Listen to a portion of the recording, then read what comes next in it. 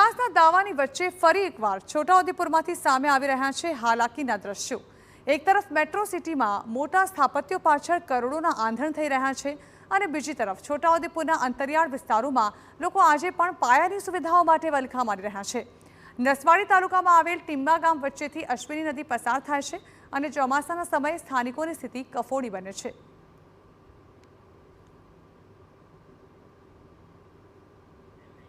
तो गामना खेतरो दूध भरावानी डेरी सस्ता अनाजनी दुकान के पछी शाळा बधुं ज सामे पार आवेलुं छे, जेना लीधे न छूटके पण लोकोए जीवना जोखमे नदी पार करीने सामे किनारे पहोंचवुं पड़े छे।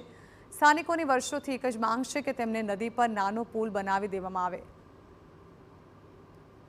अमारे हामेतेर जजवा आव्युं पछी वारिया आव्युं એટલે હામેतेर ખેતર જવાની તકલીફ પડે છે। વારિયાની અંદર રેશનની દુકાન આવી છે। અમારે અનાજનો જથ્થો લેવો હોય એ જવા માટે તકલીફ પડે છે। જવા માટે વત્તા કે દૂધ ડેરી આવી છે, દૂધ ભરવા બી જવું પડે। હવે સામાન્ય માણસને લીટર દૂધ ભરવું હોય તેવું અમે ફરીને જવું પડે છે, 6-7 કિલોમીટર કાપીને જવું પડે। મિની પુલની અમારી માંગ છે, સરકાર અમારી માંગ જો આટલી પૂરી કરે તો સારામાં સારું રહે।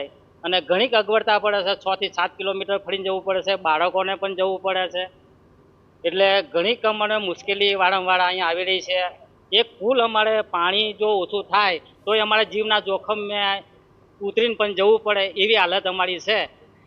તો નદીમાંથી પસાર ન થાય તો સામે પાર જવા લોકોએ 7 કિલોમીટરનો ચકરાવો લગાવવો પડે છે। ઇમરજન્સીના સમયમાં 108 પણ આ જ રીતે ગામ સુધી પહોંચે છે। ત્યારે સ્થાનિકોની એક જ માંગ છે કે તેમના છેવાડાના ગામ સુધી વિકાસ ક્યારે પહોંચશે, નદી પર તેમને મિની પુલ ક્યારે મળશે।